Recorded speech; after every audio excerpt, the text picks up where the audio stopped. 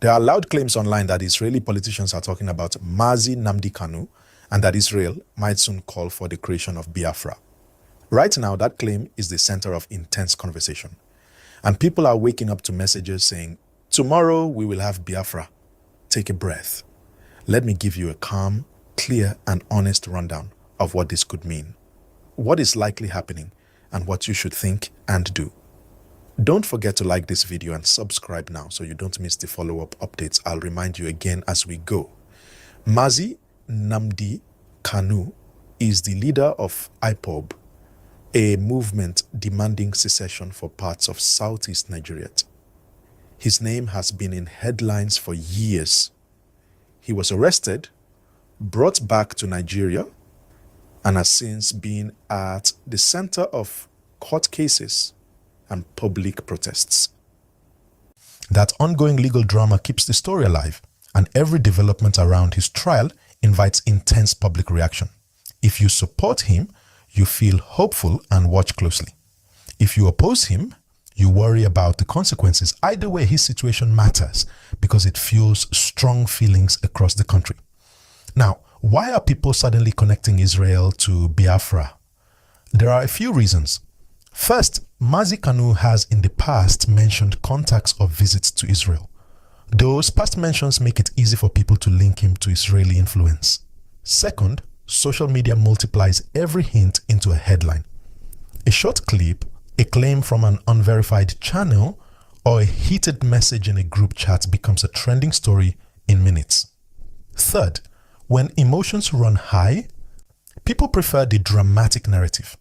A powerful foreign state backing your cause sounds like immediate liberation. That emotional pull makes the story spread faster than careful checks.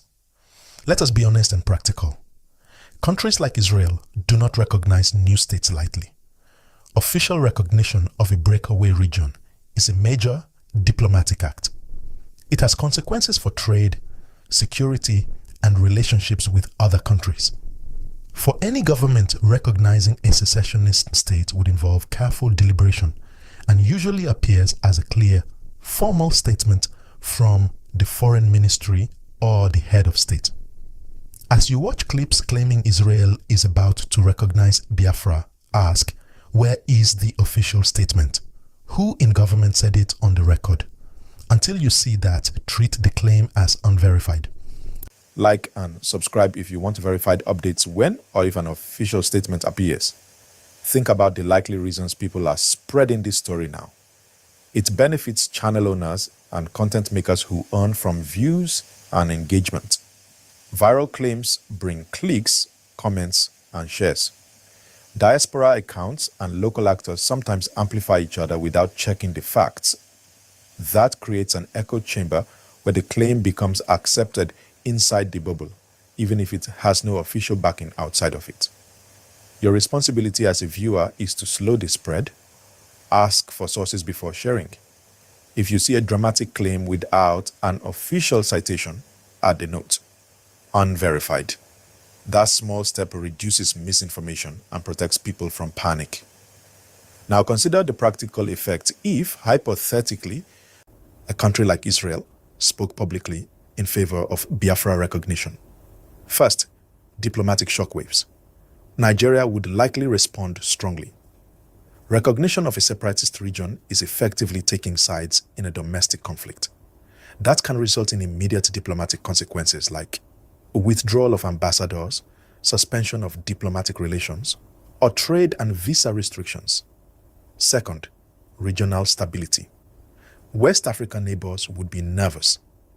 Recognition could exacerbate tensions inside Nigeria and stir unrest in the region. Third, domestic reaction. Such an external endorsement could harden positions on both sides.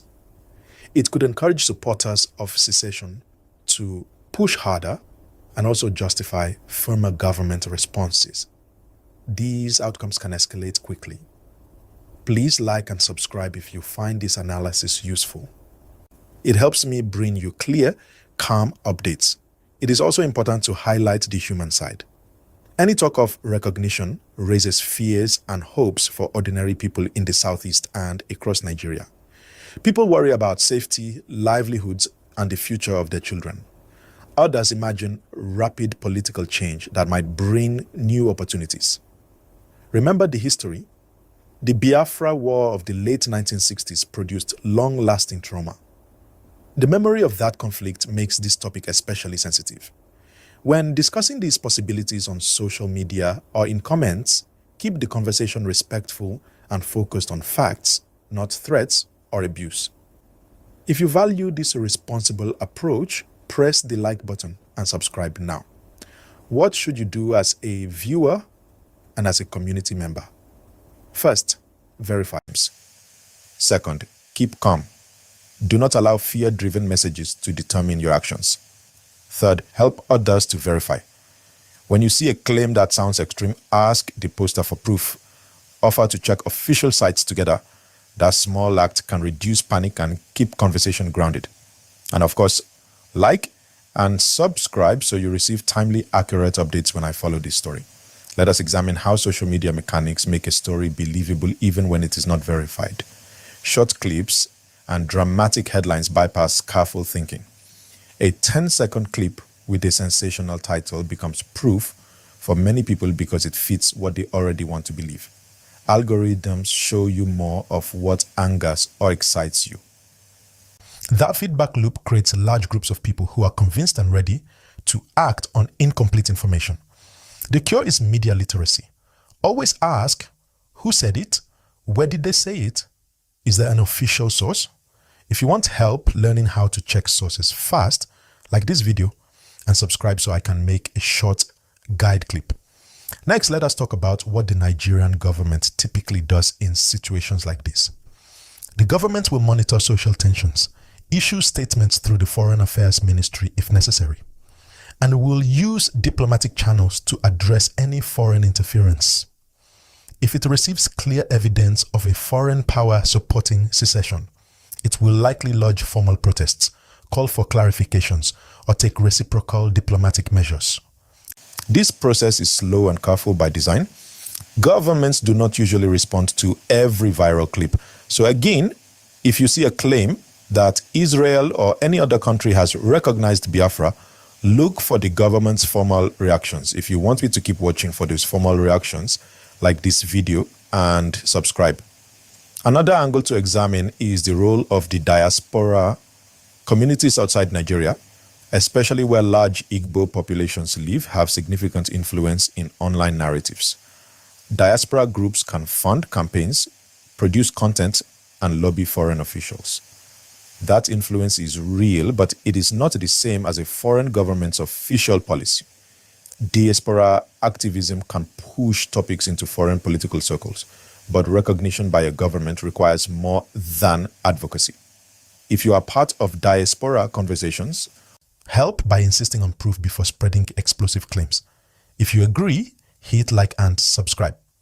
Now let us be pragmatic about what could happen next in the short term. The most likely scenario is continued social media noise, more videos, more claims, and more debates online. The second most likely scenario is targeted political responses in Nigeria, statements from political figures, protests, and counter statements. The least likely but most consequential scenario is a formal recognition by a foreign government, which would trigger immediate diplomatic fallout. Preparing for the first two scenarios means staying informed, sharing verified information, and avoiding actions that might escalate tensions on the ground. If that makes sense, like and subscribe so you get immediate follow-up updates. For content creators and journalists, the responsibility is especially heavy. Do not chase engagement at the expense of accuracy. When you produce a video or a post, check your sources, provide context, and avoid headlines that guarantee panic. If you are a content creator, always put a small note in the description that your claims are verified and cite official sources. When creators do this, the ecosystem becomes more reliable. If you want tips on creating responsible updates, like this video and subscribe. I will make resources for creators. Let's address the viewers who feel deeply connected to the idea of Biafra. Your passion is real, and understandable. Many people feel a deep sense of injustice and dream of a future that respects their identity and rights. That hope is important and deserves peaceful, lawful channels. Violence and panic will only harm everyday people. Use those passions for peaceful advocacy, community building, and legal engagement. Channel your energy into constructive action, organizing peaceful forums, constructive dialogue, and community services that show your commitment to positive change. If you support constructive engagement, like and subscribe and share this message with others. For viewers who fear the possibility of escalation, plan calmly and sensibly. Keep updated through official channels and trusted news outlets. Prepare basic contingencies for your household. Emergency contacts, a plan for communication with family, and knowledge of local safety information.